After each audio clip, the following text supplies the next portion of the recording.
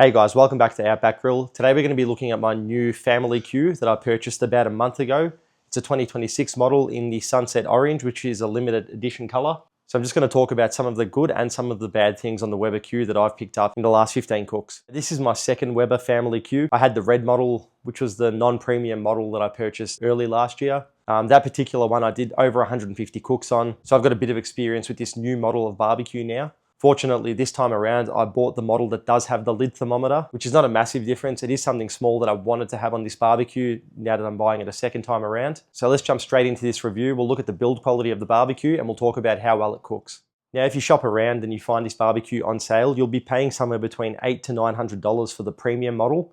If you get the non-premium one, I think I've seen it in Australia for around $750-ish when it's on sale.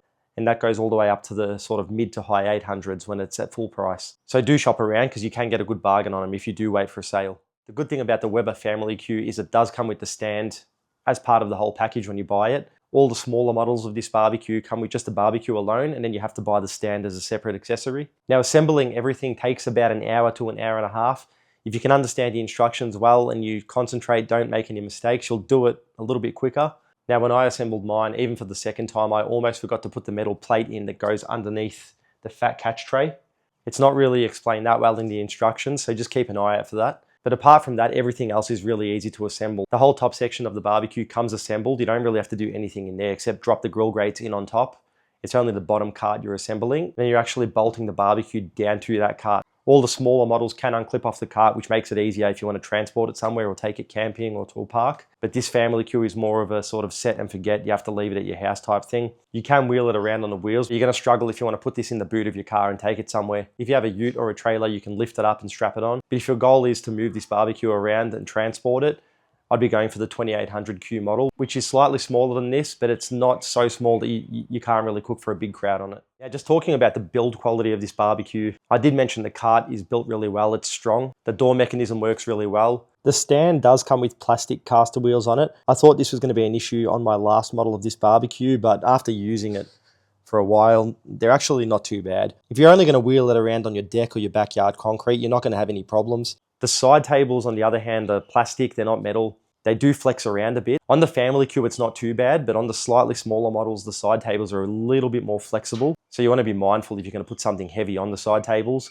With the side tables on this model, you can unclip them and fold them down if you want to store this barbecue in a shed or in a corner, or if you're a bit cramped for space. When I bought last year's model, this is something I did mention, as I thought it was going to be an issue, but I honestly didn't actually have any problems with it cooking through the whole year last year. Everything I put on the side tables, when I had plates and boards with meat on them and all the accessories, it managed to hold it just fine actually, so it wasn't too bad. But the side tables being plastic, you might want to be mindful of leaving it in the sun. I'm not too sure how the plastic's going to discolor long term. Fortunately, I do leave it under an alfresco, so it's not in the direct sunlight all the time. So it's not something I really need to worry about, but if you are going to leave it in the backyard where it's in the sun and the weather every day, might be something you want to keep in mind.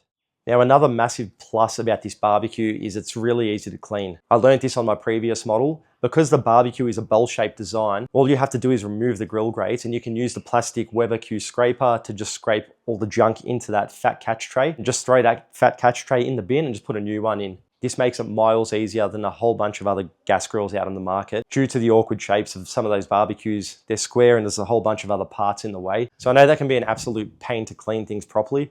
A lot of people I know have just thrown barbecues out because they've been that dirty that they've just given up on them. But after owning my last Weber Q and now this new model, and after cleaning it many times, I understand the appeal and why people do buy this barbecue because it's really easy to clean and keep on top of. Now, talking about the grill space on the family Q, they say you can fit 15 burgers on this barbecue. I've cooked for a crowd of people and I haven't had any issues with space. When I actually saw this barbecue in person, especially the first time I bought it, I was actually pretty shocked with how much space there was. That's the main thing that actually attracted me to buying this barbecue. As in the past, I had a smaller baby Q and that was a little bit small, which is still okay if you want to cook for yourself or your family. But if you want to cook for a bit of a bigger crowd, you would like to go for the family Q or the 2800 model. But if grill space is what you're worried about, you don't have to worry with this barbecue. You'll have plenty of room. I've got a really big charcoal barbecue as well. It's a 24-inch Kamado smoker. And this barbecue is actually pretty similar in terms of grill space. And all of the grill space on this barbecue is usable because of the shape of the Q burner going all the way around. Whereas with some other barbecues, right around the edges of the actual grill space doesn't even get hot enough to cook on. Now, the main question is, can I cook a good steak? The answer is yes. I've cooked probably, I'd say 100 steaks on my old barbecue, and I've done probably somewhere between 5 to 10 steaks on this barbecue already. And there's a big misconception out there. People think the Weber Q doesn't get hot enough. As I've covered in a whole bunch of other videos, this barbecue does get hot enough. If you use it correctly, you start it correctly by opening the gas bottle first, then opening your burners to prevent it from going into bypass mode, this barbecue does get hot enough. Ideally, cook with the lid down on this barbecue as well, as that helps it get even hotter and get a better sear on your steak. But yes, it can definitely cook a good steak. Having the plus burner on this model also helps to get that little bit of extra heat. But the thing I really like about the plus burner is if you're doing a low and slow cook, you can completely turn the Q burner off and just leave only the plus burner on, which then lets you get a low and slow temperature. Similar to what you'd have in a smoker around that 120, 130 degree mark. If you want to cook some pork ribs or do a brisket or something really slow in it, the plus burner is awesome for that. Now I'm going to do a quick temperature test. We're going to turn the barbecue on, get both burners running on max, and we're going to just check out that lid thermometer, and I'm going to show you how hot this barbecue gets when everything's cranked up to max. All right, so we're just going to always open the gas up first, then open the burners, start it up, turn the plus burner on too. We'll just let this heat up for about 10 minutes now, and we'll just see how hot we can get this barbecue. So that's been on for about 10 minutes and we're hitting just over 300 degrees. If this barbecue was brand new, that temperature would actually get slightly hotter, but because I've done a whole bunch of cooks on it, it's actually due for a clean. If you're looking there, you can actually see how dirty it is. The burner tube's all dirty. When these burner tubes are clean, they do get hotter. But looking at the state of this barbecue after all these cooks, I'm actually pretty happy with that temperature. That's well and truly hot enough to cook anything on. So all the people out there saying the Weber Q doesn't get hot enough, this clearly shows you that it does.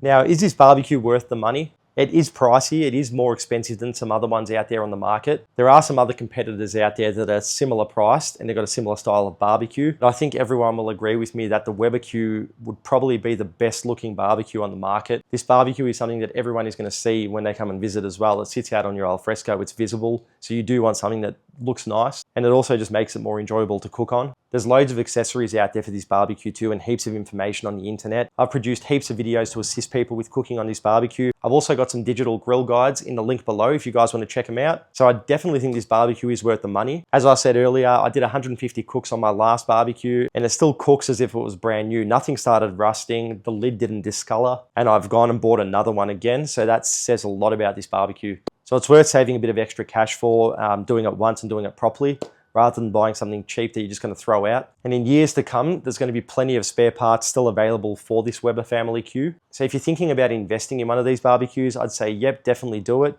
You won't be disappointed. I'll be making plenty more videos about it throughout this year. So if you enjoyed this video and it helped you in any way, please hit that subscribe button and give the video a like. Feel free to drop a comment down below and tell me what Weber Q you're thinking to buy, as I'm curious to see whether people are leaning more toward the Family Q or the smaller variants of this barbecue.